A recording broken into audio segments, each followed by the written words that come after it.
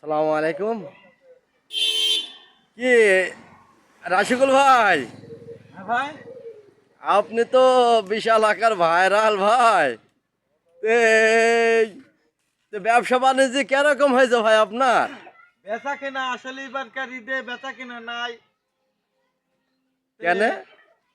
এখন কি করা যায়? বেচা কেনা আসলে এবার এই পথে কোনো লোকই নাই।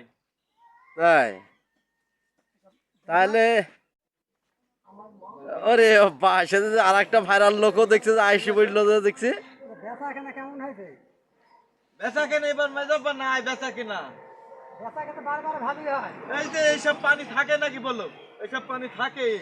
প্রতিবার যেভাবে ভিড় হয়, বিভিন্ন লোক তো ঠেলি নড়াইন যায় না। ঠেলি নড়াইনি যায় না, আর এবার বেচা কিনা নাই। এখন তো লোকই নাই এবার দেখছি। তাহলে করবোটা কি বলো দিনি?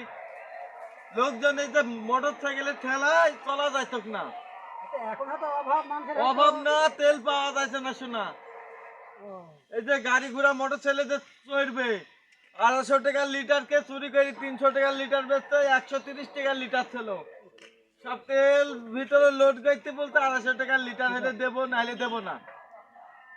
এইসবে তেলও পাইছে না, জনগণ ঘুরতেও পারছে না, ব্যবসাও হয়েছে না। এই শরীর ছিল অসুস্থ তোমার। যাক আলহামদুলিল্লাহ, সবাই ভালো থাকবেন, সুস্থ থাকবেন। ধন্যবাদ।